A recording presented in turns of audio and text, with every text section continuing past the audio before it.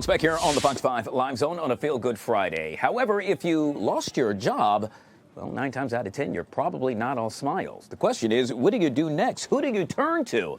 Well, it turns out you are only as strong as your community. I'm not the one to coin that. My next guest did just that. I'm making reference to Dr. Ivan Misner. He is the author of Who's in Your Room? The Question That Will Change Your Life. He now joins us right here on the Live Zone. Dr. Misner, always good to see you, sir. Thank you so much for being patient, and welcome back to the show. Hey, it's good to be back, Guy, and please call me Ivan. Hey, you opened up with a phrase that I love. It's not what you know, it's who you know. I'm going to put a little spin on that. I think it's not what you know or who you know. It's how well you know each other. Wow. That really counts. And that's the juxtaposition of, the challenge of losing a job and the need to get a job. Yeah, so it's no secret. A lot of folks based right here in the D.C. metro area lost their jobs over the last, let's say, 360 days. And so I guess the question is, to your point, how do they begin that process of getting back in the workforce, utilizing those skills you just made mention of? Yeah, well, let me give you 5 types or groups of people that you can take a look at, sit down and sort of do an assessment. The first is your mentors, your teachers, people who have been there, they believe in you, they care about you, your success. They're in your story. We tell stories about, maybe teachers or professors or business associates that helped us in some way. That's the first one. The second one is people that you've helped. People that you've mentored. These are people that are typically excited to hear from you, and they'll remind you of how much they appreciate your support. I said your mentors are in your story, but here's something even more important than who's in your story. That's whose story are you in? Who have you helped in life to be successful or to get through challenges? And so the people you've mentored are a great group of people to go to. Your coworkers, colleagues, associates, people in business organizations that you may have belonged to, associations, Chamber of Commerce, groups like BNI, which I founded. And don't let friendships stop you from, asking for help. Don't let your ego get in the way. Utilize those sources. I'll give you 2 more.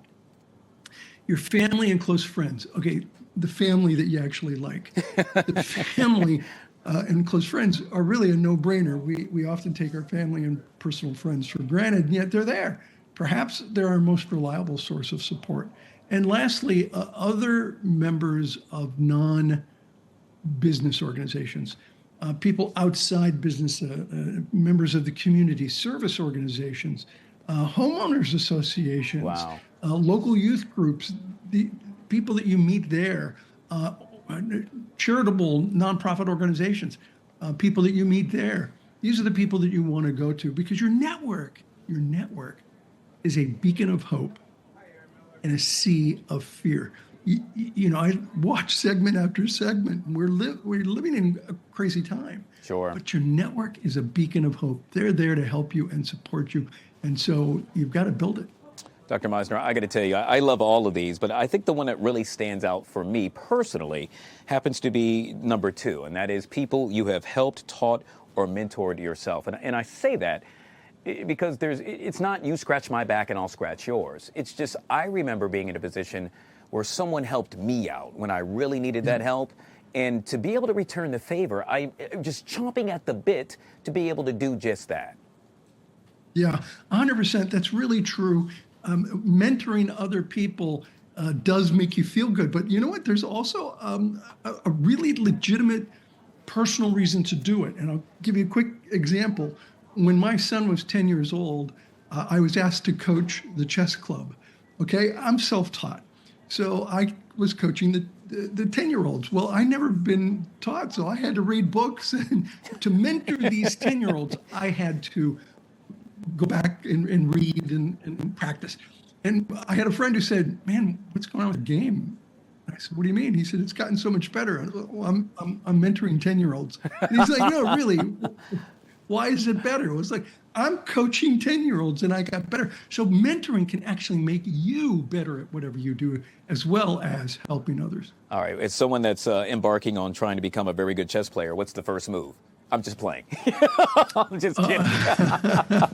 Oh, I'll tell you what I taught them. Open with your minor pieces, control the center, and castle early. Wow, I absolutely love that. I can't wait to play this weekend. I'm going to be the man, as they say, taking your life lessons. Real quick, Dr. Misner, I'm curious. Folks that have actually had the opportunity to lay their eyes on the book and read it, what's been the response?